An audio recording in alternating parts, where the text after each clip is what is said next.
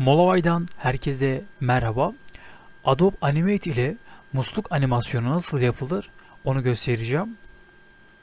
Şimdi elimde PNG uzantılı bir musluk var.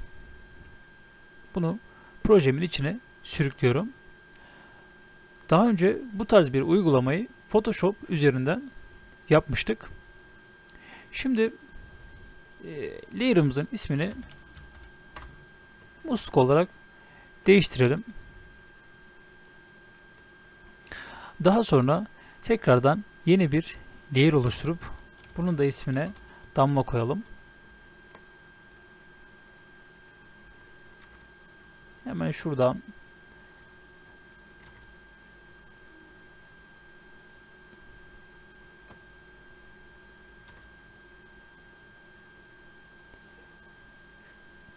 şu şekilde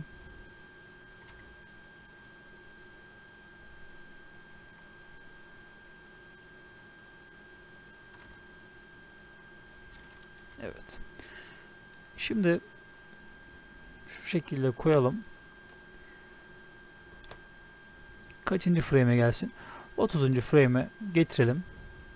Şöyle musluğumuzun gözükmesi için de musluk kısmına geliyoruz ve buradan insert frame diyoruz. Şimdi 30. frame'e geldiği zaman şöyle aşağı doğru insin.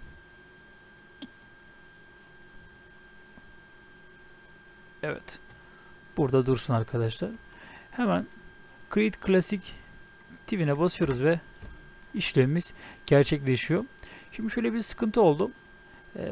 Direkt buradan başlıyor. Zaten biz burada başlamasını istedik. Fakat musluğun görünen kısmına damla geliyor. Biz bunu gözükmesini istemiyoruz. O yüzden şuradaki iki layer'ı değiştireceğiz.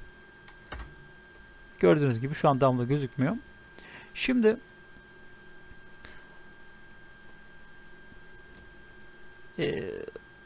30. frame'e geliyoruz ve buradan alfa değerini seçiyorum.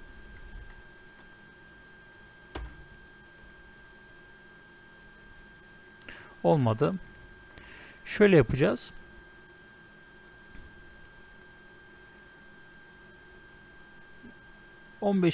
Yok. Şöyle yapalım o zaman. 40. frame'e gelsin. Şöyle. Hafif aşağı doğru insin. Evet. Tıklıyoruz ve buradan alfa değerini şöyle 0 yapıyoruz.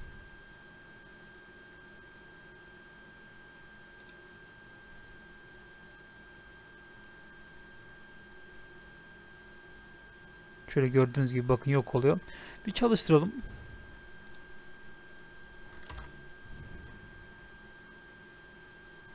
Evet.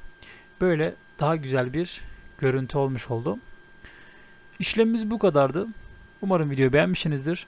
Kendinize iyi bakın. Hoşça kalın.